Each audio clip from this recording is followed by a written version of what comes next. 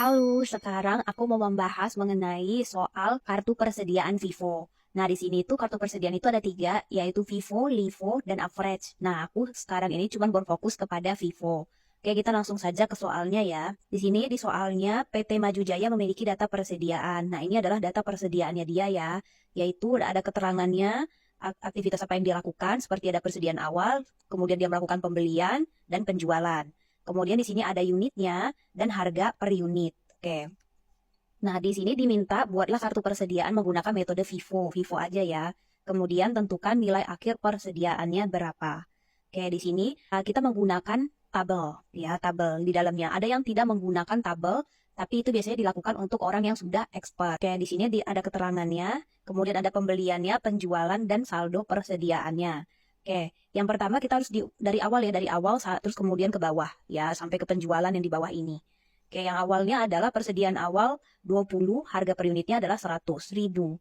Oke, kita masukkan ke sini 20, maka aku highlight juga ya, kuning, karena dia persediaan awal banget. 20, 100.000, 2 juta. Jadi 20 dikali 100.000 sama dengan 2 juta.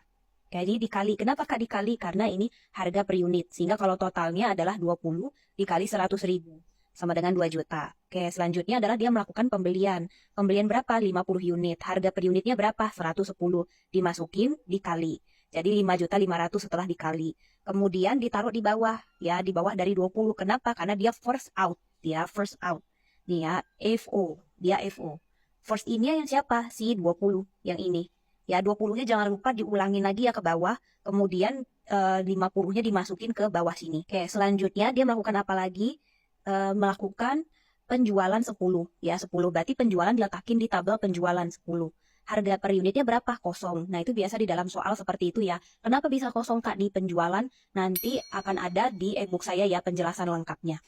Oke. Nah, jadi kita harus pakai angka siapa nih harga per unitnya? Yaitu angka si 100.000 ini ya, si 100.000 ini dimasukin ke sini.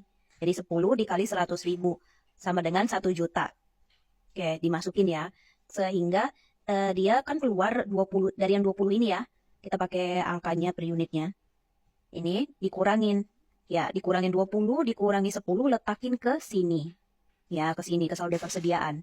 Oke, angka 100.000-nya dari mana? Dari si 20 yang ini. Yang kita pakai. Oke, jadi 1 juta. Oke, nah 50-nya bagaimana Kak yang di bawah ini? Ulangin aja, karena dia nggak dipakai sama sekali. Diulangin ke bawah. Oke, jadi kalau ditanya, persediaan kita sekarang berapa? Ada 60. Tadinya berapa? Tadinya 70. Oke, begitu ya. Kemudian kita masuk ke pembelian. Pembelian selanjutnya ya, soal selanjutnya. Yaitu pembelian sebesar 30 dengan harga per unit sebesar 120.000. Masukin. Ya, dikali, jangan lupa dikali jadi 3.600.000.